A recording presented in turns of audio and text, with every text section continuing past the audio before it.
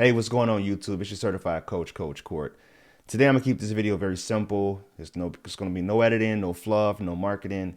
I just want to talk to you guys about whether no contact actually works with someone that's an avoidant attacher. I'm still getting over the flu, so bear with me. But I'm going to be brutally honest with you guys because I feel like that's what YouTube needs. It needs honesty. And when people reach out to me, for the most part, they're reaching out because they want to get back with someone that's a dismissive avoidant. They don't really reach out to me for an anxious attacher. It's just not something that they're looking for. They're looking for the unavailable person because they just seem more valuable. So, which isn't the case, right? You're usually reaching out to try to figure out some type of strategy on how to reattract someone that's an avoidant or gain clarity about their relationship.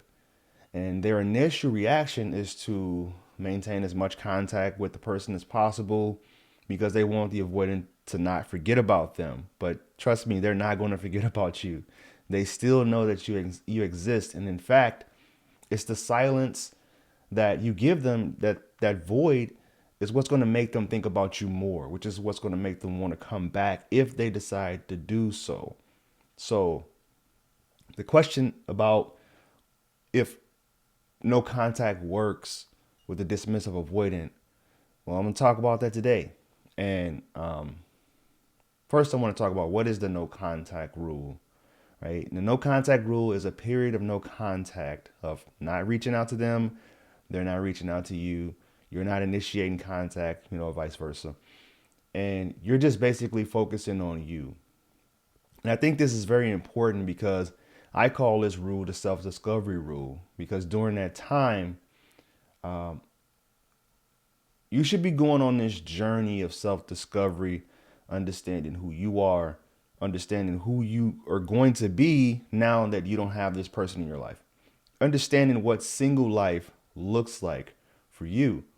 Don't reminisce about what you guys have been through. Don't go through old photos. Don't go through social media. Don't talk to their friends about what's going on and how they're doing, because that's not the person that you want to become.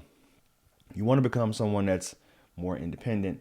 And if you're an anxious attacher, I know just seems like pulling teeth, but you have to realize that their journey, the avoidant, isn't the same journey as you go through after this breakup. Because the first thing that they feel, you need to remember this, is they feel relief. Because they might feel relieved because this is exactly what they were looking for to begin with. I know people are going to say, well, they're the one that's initiated this relationship. They're the one that reached out to me. They started this to begin with. But sometimes they bite off more than they can chew. They have an appetite for a relationship, and then when they get in that relationship, their belly gets filled way faster than other people. They don't need as much. They're not as their band. I don't know what you call it, but the bandwidth for a relationship is very thin. So when they go through the breakup, they'll have that initial feeling of, all right, this is a relief. I'm glad to be doing my own thing again. But they will get hit with this breakup. They will eventually feel it, and most of the time, it happens between 6 to 8 weeks. It could be longer, depends on the level of avoidance that this person you're dating is, or you were dating, because they truly value their independence and being by themselves. And I know you wonder, like, why even get on dating apps or do any of that if you're going to just leave the person to begin with? It's because they don't actually realize that they truly do have a desire to be in some type of relationship. It's just that it looks different. They can have a platonic relationship with someone for a very long time, or they can have a relationship that's like a friends with benefit type dynamic. But when it comes to like the seriousness and talk about emotions and leaning on someone, that's just not something that they typically look for. And I don't know if this person that you're studying this for is going to be ready for that, but they,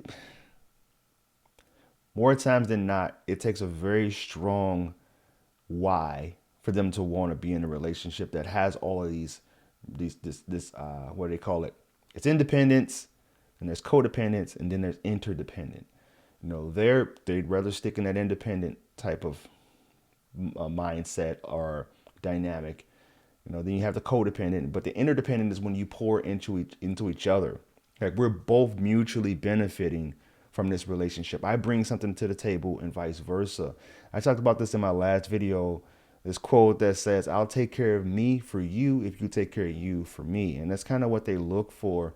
They look for you to take care of yourself and them not have to be as much of a support system. And it's not fair, but we're talking about the truth here. We're not talking about what's fair and what's not fair. We're talking about what I've seen over the years that I've been working with someone, people, individuals who have an avoidant attachment. So what happens to you during this process?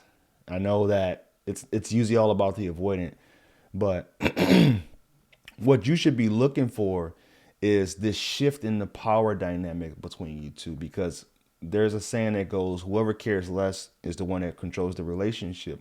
And it may not be right or wrong. It may not be right, but it is accurate. That's kind of how it goes. The person who cares the most is the one that usually feels like they have the most to lose. So when you go no contact and you show that I don't need you, you're not the center of my universe, you're not my world, I want you, but I don't need you, that makes them feel safe again. That makes them feel as if, all right, I get to choose you. So I actually have a short that people are definitely up in arms about. It's getting a lot of views, a lot of traction, where I talk about I think it was the quote by Thich Nhat Hanh that says, give me a second here, I gotta go into my database.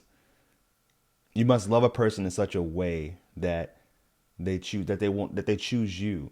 You must love a person in such a way that they feel free. And for what that means to me is a person gets to choose you daily and they don't feel obligated to have to be with you. Right? And this is kind of what Taoism or Buddhism or Hinduism, they talk about, practicing non-attachment. And I think it's very important to know that when someone feels safe within that relationship, they will choose you consistently. And I've worked with many people who feel so much pressure. I mean, even anxious attachers. If two anxious attachers get into a relationship, at some point, one of those individuals are going to feel like, wow, I feel like I'm smothered, I'm trapped. Like I don't get the opportunity to pick this person because they're always around and they always have these expectations on me. And I'm not saying that you go into marriages and long-term relationships all willy-nilly, but you do have to have this mindset of, at some point, I may not have them anymore, and I have to be okay with that. I have to be okay with being single again, understanding who I am again without this person, and just truly embracing it. So thank you guys. I love you guys. Thank you for always being here, always supporting the channel. And you know what I always say, when you go be loved, you'll never have to find it. Namaste.